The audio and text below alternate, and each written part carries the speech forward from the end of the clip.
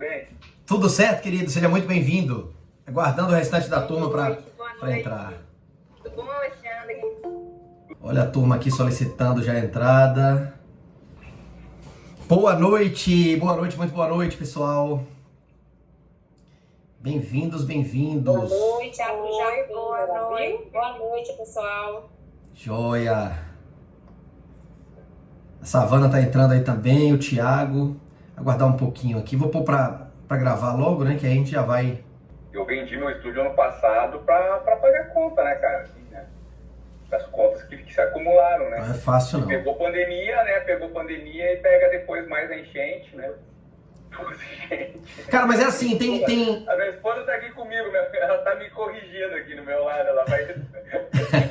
tem coisas que nos impulsionam a gente sair da nossa zona de conforto e que faz com que a gente vai encontrar coisas novas, né? Então, assim, o cara lá de cima sabe das coisas melhor do que nós e a gente tem que se apegar com isso e ter a certeza de que nós temos dentro de nós a total condição, né, de dar a volta por cima, de fazer as coisas acontecerem e de caminhar para direção, né, bacana. E eu não tenho dúvida que é o que vai acontecer nesse ano aqui em 2025. Aproveito para perguntar, Cris, Elis, como é que vocês estão? Tão bem?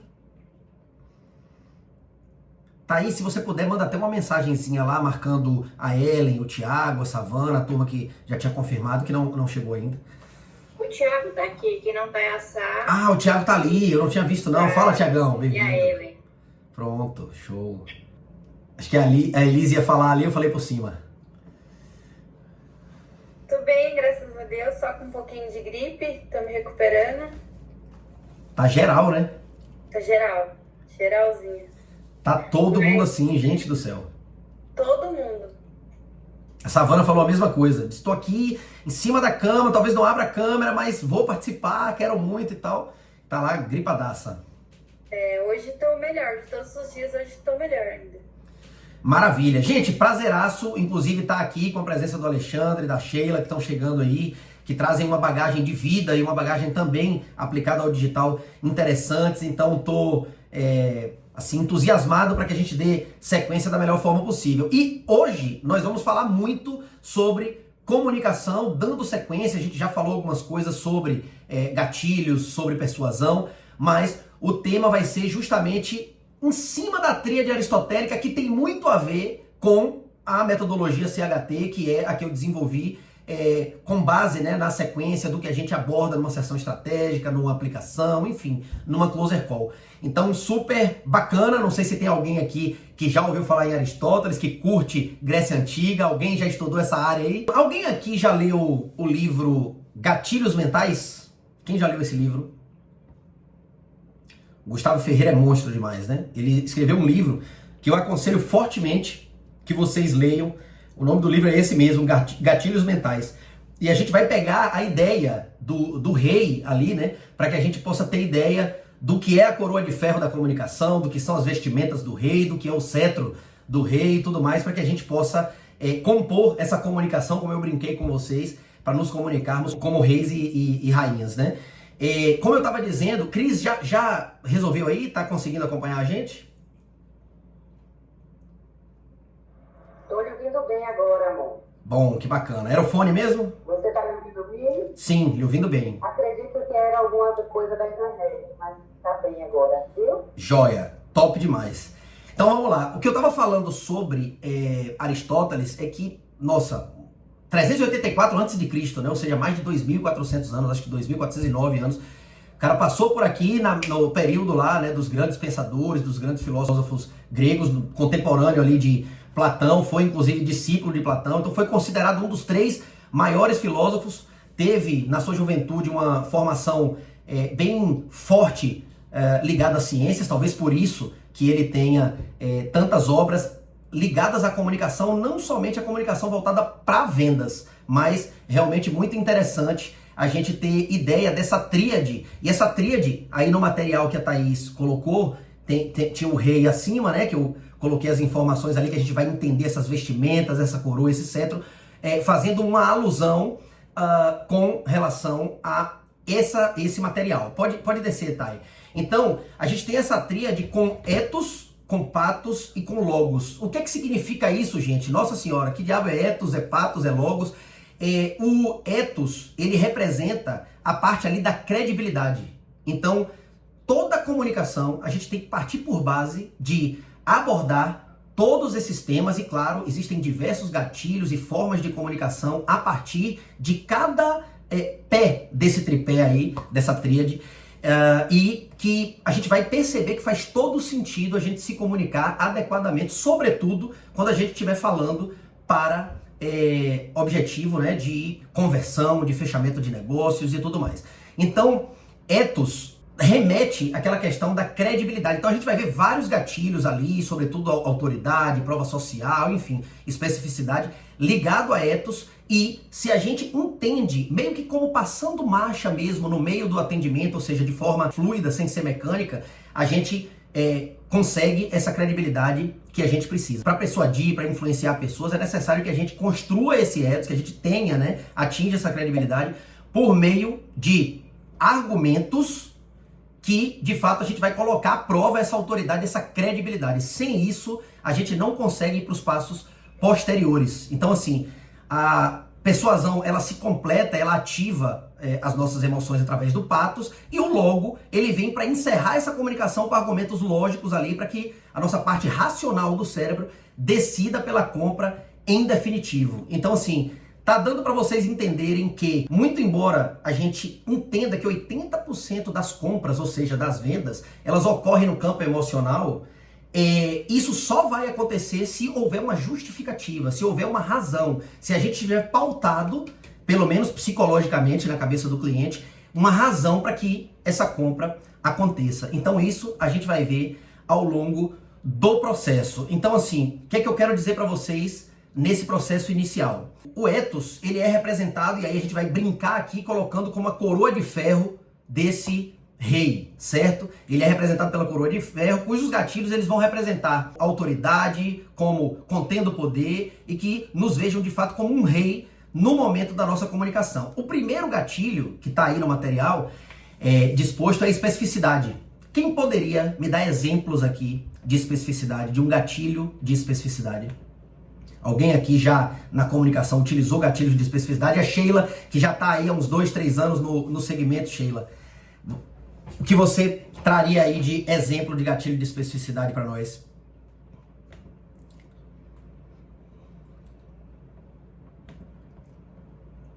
Será que a Sheila está ouvindo a gente?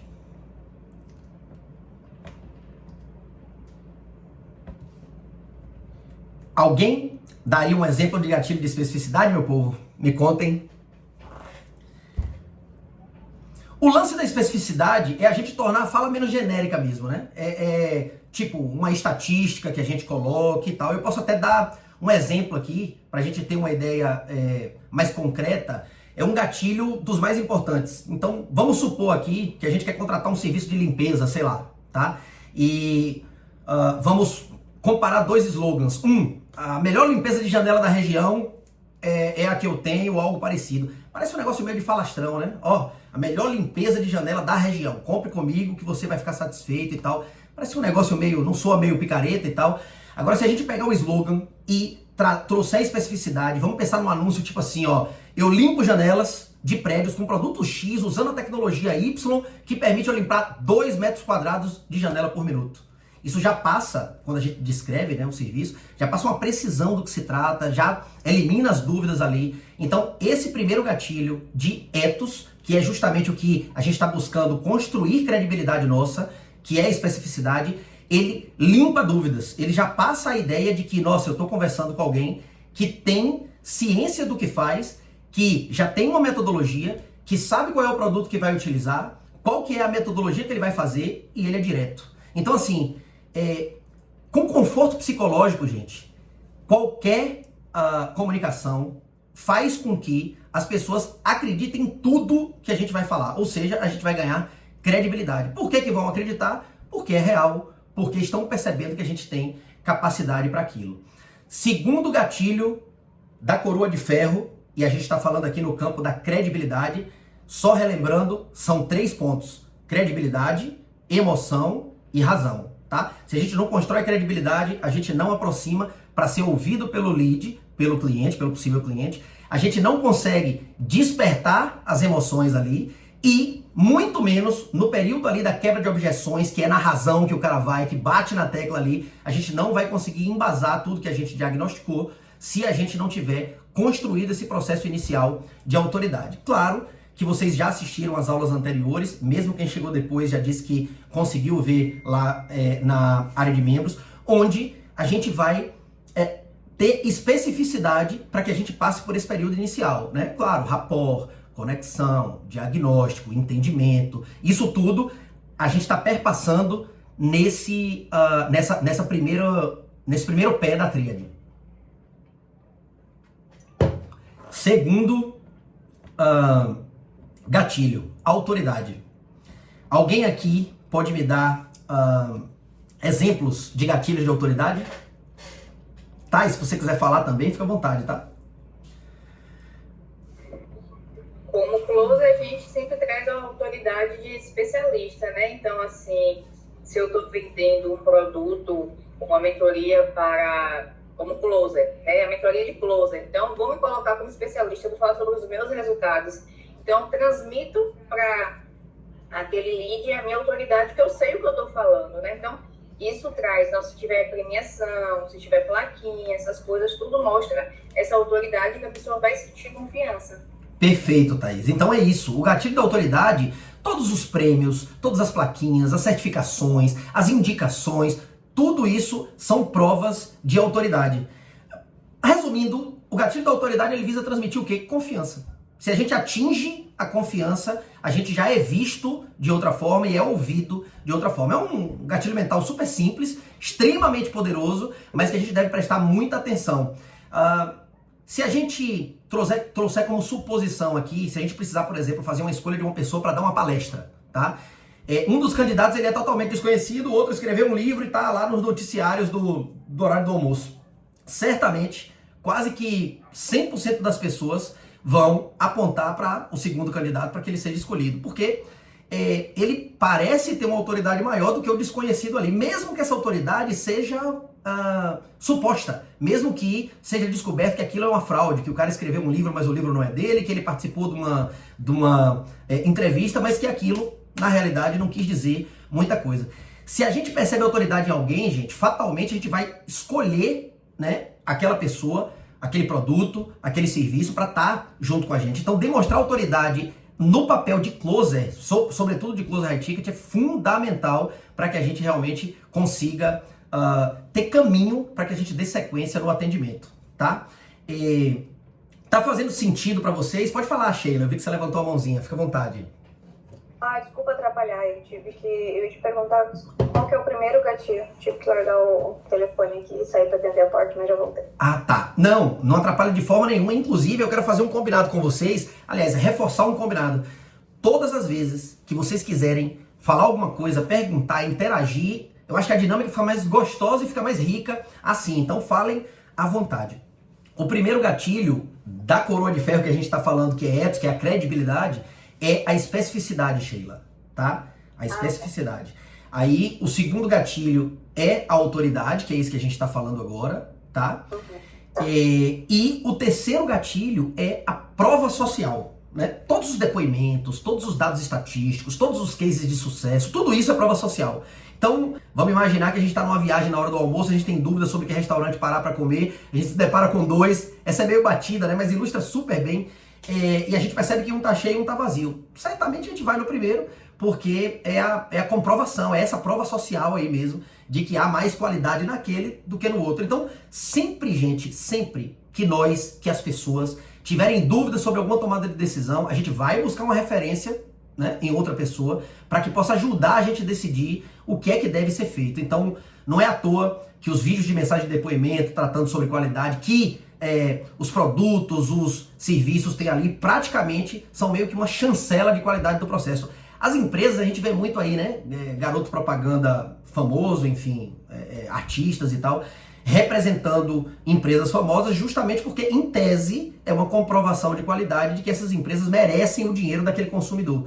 Então, esse gatilho também, a gente não pode jamais, fugir o termo aqui, Bom, aí agora sim. você mencionou uma coisa interessante, né? Que por exemplo, um influencer, né? Fazendo lá uma publi de uma marca e tal. Mas esse é um gatilho de prova social ou de autoridade? Não, de prova, né? Então, olha que negócio interessante. Indicações de alguém são gatilhos de autoridade, né? Como eu coloquei. Agora, você utiliza uma prova social, por exemplo, numa propaganda, geralmente a pessoa malhando na academia e recomendando a rede da academia. Para falar aí mais próximo do Alexandre, que já teve academia aí e tal.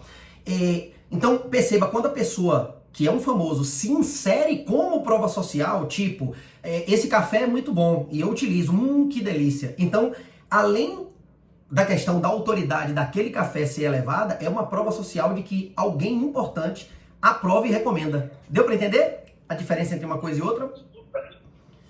Então, a prova social da autoridade é muito mais em transmitir a confiança, sabe? E muito mais em decidir entre alguém que está mais preparado, ou seja, um serviço que está mais preparado, um produto que seja melhor do que outro. Enquanto que no gatilho, por exemplo, da prova social, você está indo para fila, ou seja, você está vendo que tem algo bacana ali, porque pessoas que lhe inspiram confiança estão ali, você diz, opa, esse negócio é bom, só por conta daquela prova social, certo? Então, a ideia realmente é que as pessoas, ao ter dúvidas, vão buscar nos outros a decisão a tomar. Então, assim, esses depoimentos, né, onde a gente trata ali a qualidade do produto, o serviço e tal, funcionam super bem. É muito, muito importante esse gatilho. Alguém tem alguma dúvida sobre o que foi dito até aqui, gente? Vocês querem também colocar alguma coisa, trazer alguma experiência de vocês? Fiquem inteiramente à vontade, tá? Isso é Gatilho. Pode falar. Então, eu faço o gatilho da prova social, muito interessante, assim, quando a pessoa compra a mentoria, você não compra a mentoria, você compra o resultado.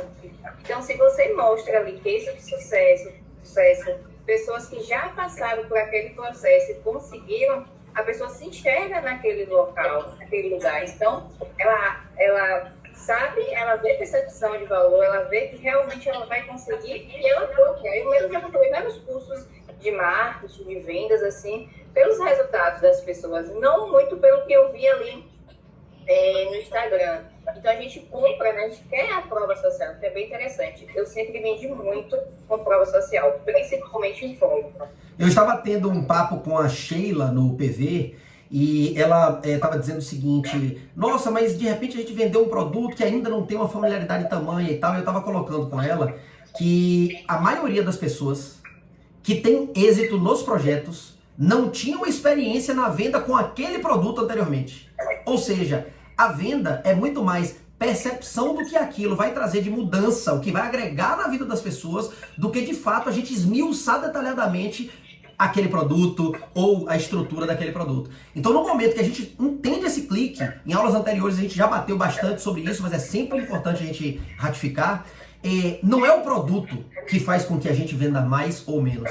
É a forma da comunicação, é o nível da conexão que a gente tem e a percepção do outro de que aquilo vai agregar na vida dele. Fala aí, Tiagão. É isso, ela tinha comentado aí referente ao digital influencer, né? Que hoje em dia eles usam. Hoje você vê que estão vendendo muito aquele joguinho, né? O negócio de tigrinho.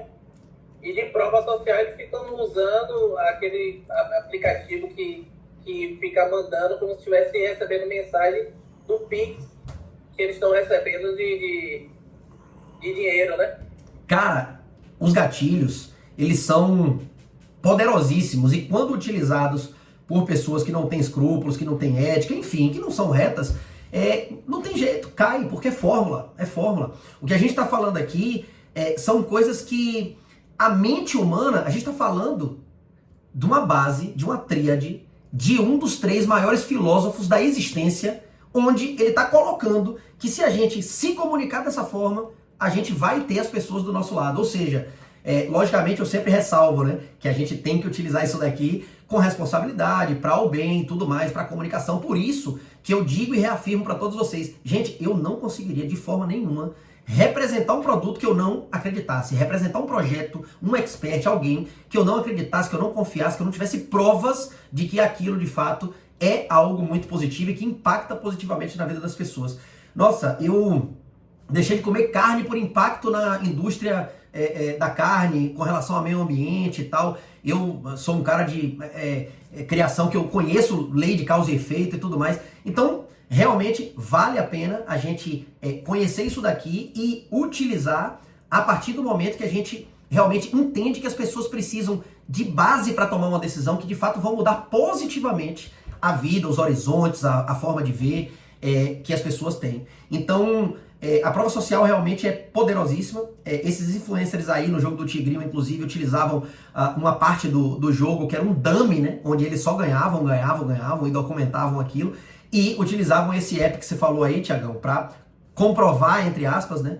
Que estavam recebendo aqueles valores, simulando que seriam verdade. Gente, assim, laranja madura na beira da estrada, minha mãe já dizia desde pequeno pra mim que desconfie, pode estar podre e tal. Então, nada é fácil, eu acho que as coisas têm que ser lutadas. Claro que não tem que ser difícil, a gente não tem que ter crença que limite a gente. É possível sim a gente ascender, a gente inclusive crescer com certa velocidade, sobretudo no digital, mas sem sombra de dúvidas, tudo que a gente se predispõe a fazer requer um preparo prévio, requer uma boa energia, requer uma ética, requer realmente um lado ali positivo, porque mais cedo ou mais tarde, mentira tem perna curta, outro ditado que esse que minha avó que me dizia, então mais cedo ou mais tarde as mentiras aparecem, enfim, você se vê enrolado no chale da doida e isso realmente não é nada recomendável. Abaixo tem aí mais uma prova social, a escassez tá aí. Vai descendo aí pra gente ver, pode ir descendo. Isso, escassez. Nossa, a escassez no marketing digital eu não vi ninguém, nenhum outro setor utilizar tanto quanto no marketing digital.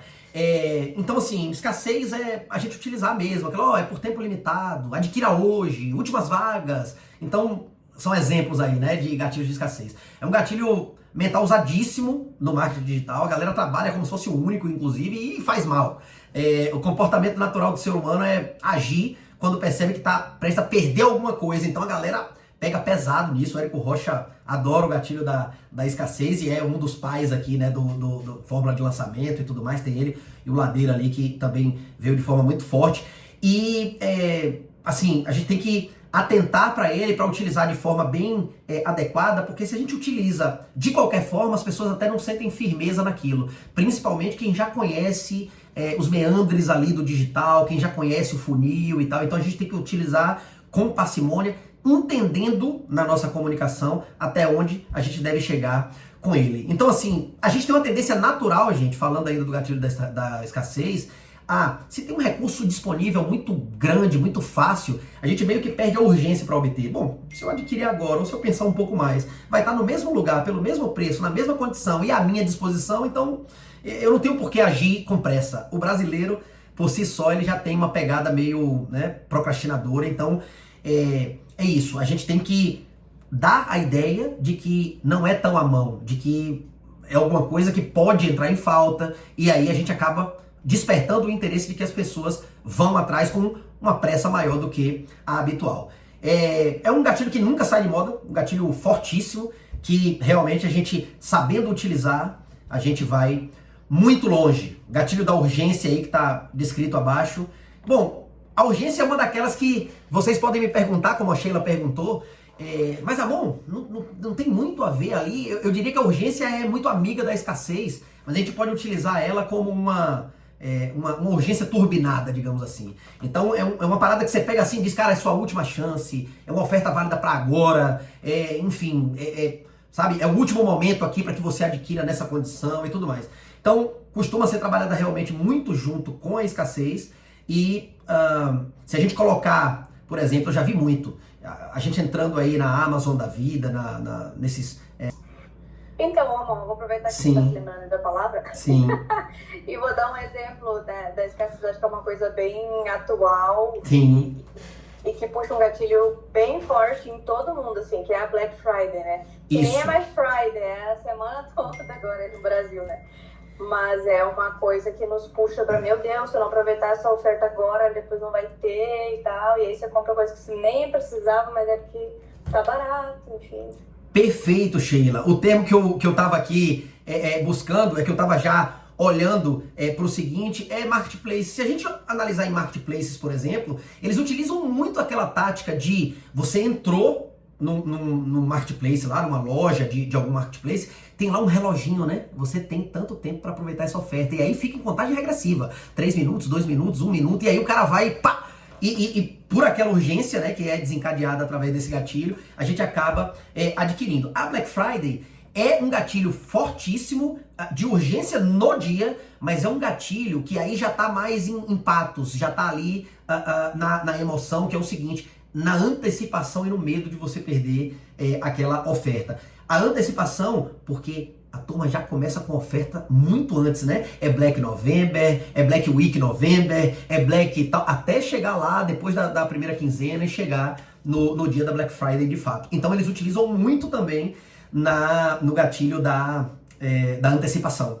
Mas a urgência é outro gatilho que, aliado à escassez, realmente tem um papel fundamental para que a gente não deixe para depois, não deixe para o follow-up, né? A gente precisa aproveitar daquele dado estatístico de que 90% dos negócios são fechados por impulso e utilizar as armas que a gente tem, se a gente confia que aquele produto ou aquele serviço é o ideal para aquela pessoa, e se a gente acredita, porque não tem, nem todo cliente é bom, né? E se a gente acredita que aquele cliente também tem o perfil para adentrar aquele ecossistema, enfim, para estar junto conosco naquela empreitada. Fala, Cris. Pode falar, Cris. Lembrando aqui, você falando sobre o gatilho da escassez. Sim. Quando a gente consegue identificar bem a necessidade, né, do cliente, me parece que esse gatilho fica mais potente, né? Você identificar naquela investigação, naquele processo do diagnóstico, né, que você nos colocou. Quando você identifica a necessidade, você ainda usa melhor esse gatilho da escassez, né? Cris, total. E vou puxar um outro gatilho que aí já tá lá em logos, que é o seguinte. Não, tá em patos, desculpe, tá em patos. Que é o gatilho da dor. Nossa, se você, numa closer call, identifica as dores, anseios e desejos daquele lead e trabalha de forma a suprir aquilo dali, a escassez vai vir na cabeça dele sem nem você precisar utilizar. Por quê?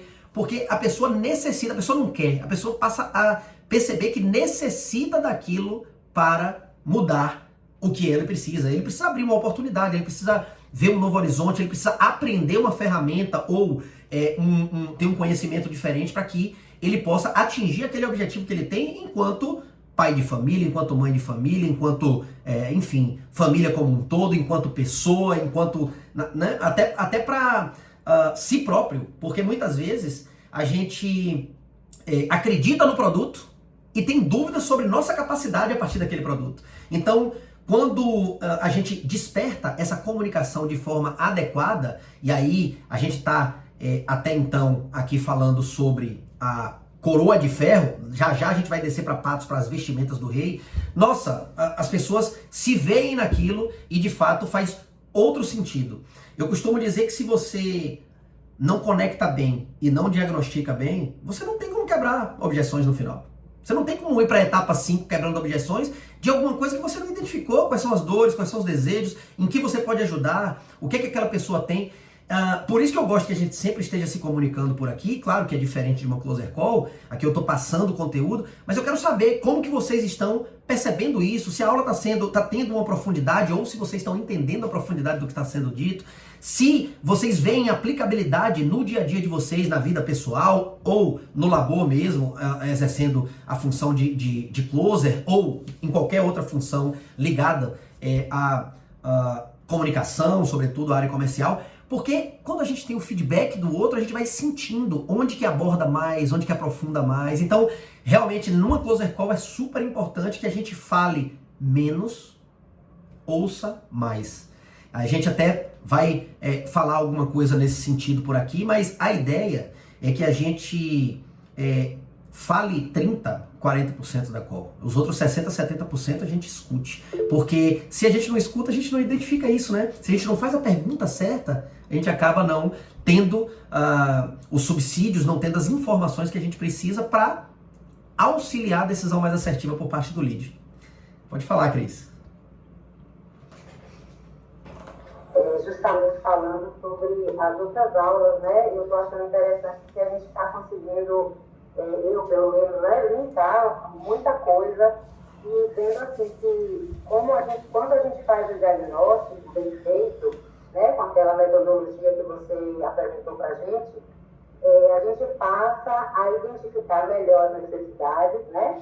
E durante o bate-papo, digamos assim, com o cliente, aquela conversa, a gente consegue também colocar dados e argumentos tão orgânica, porque a gente já está sabendo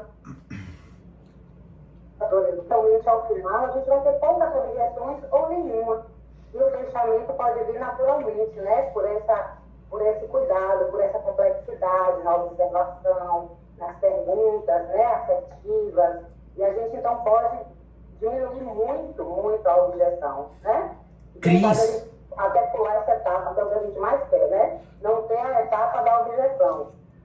Nossa, coisas importantíssimas você falou aí. Olha, as pessoas batem muito, eu vou até perguntar para Sheila depois, para a Elis, se já se depararam com situações assim, a Thaís também, se quiser falar, não sei se o Thiago e o Alexandre se depararam, mas a gente se depara muito com gurus falando aí o seguinte: olha, você tem que ter as quebras de objeções na ponta da língua.